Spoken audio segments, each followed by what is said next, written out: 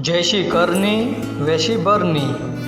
प्राचीन समय की बात है। विजयगढ़ नामक राज्य में बल्लाल देव नाम का एक राजा राज्य करता था। राजा स्वभाव से बहुत ही दयालु था। वह गरीब और बेबस लोगों की हमेशा सहायता करता था।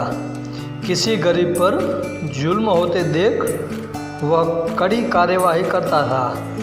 राजा के इसी स्वभाव से विजयगढ़ की प्रजा बहुत प्रसन्न रहती थी। राजा की भी एक ही इच्छा थी कि वह अपनी प्रजा को हमेशा खुश रख सके, लेकिन फिर भी राजा को हमेशा ऐसा लगता था कि उसकी प्रजा खुश नहीं है। इसीलिए अक्सर राजा प्रजा का हालचाल जानने के लिए वेश बदलकर शहर में घुमा करता था और लोगों की राय जाना करता था।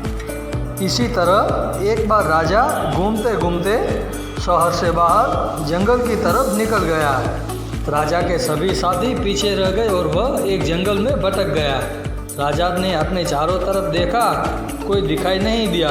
वह भूख से व्याकुल था और शाम भी होने लगी थी। तभी राजा को एक ऋषि की कुटिया दिखाई दी। कुटिया देखकर राजा की जान में जान आई।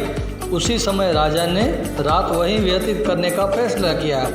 जब राजा ऋषि के आश्रम पर पहुंचा तो वहां पर एक ऋषि तपस्या में लीन थे और चारों तरफ बहुत ही सुंदर वातावरण था। चिड़िया चहक रही थी, पेड़ों से रस भरे फल लटक रहे थे और वातावरण बिल्कुल शांत प्रतीत होता था। राजा ने घोड़े से उतरकर ऋषि के समीप जाकर प्रणाम किया। ऋषि ने वह आवाज़ सुनकर आंखें खोली तो एक सुंदर नौजवान युवक को सामने पाया, जिसके मुख से तेज झलक रहा था। राजा को देखकर ऋषि सब कुछ समझ गए। राजा ने ऋषि से रास्ता भटक जाने की बात बताई और वहां रात गुजारने के लिए अनुमति मांगी। ऋषि ने राजा को रुकने की अनुमति दे दी और राजा को खाने के लिए स्वादिष्ट फल दिए। जब राजा ने उन फलों को खाया तो राजा को वो फल अत्यंत मीठे और स्वादिष्ट लगे। राजा ने इससे पहले इतने मीठे फल कभी नहीं खाए थे।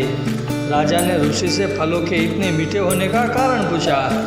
राजा ने यह बात सुनकर ऋषि ने कहा, यहाँ का राजा दयालु और न्यायप्रिय होगा।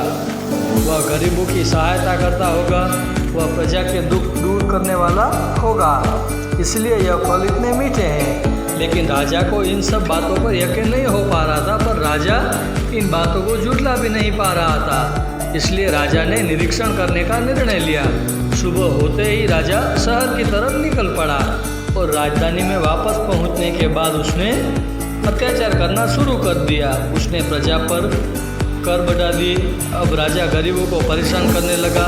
पूरे राज्य में हाहाकार मच गया। ठीक 1 महीने बाद राजा फिर उसी जंगल में उस आश्रम पर जा पहुंचा।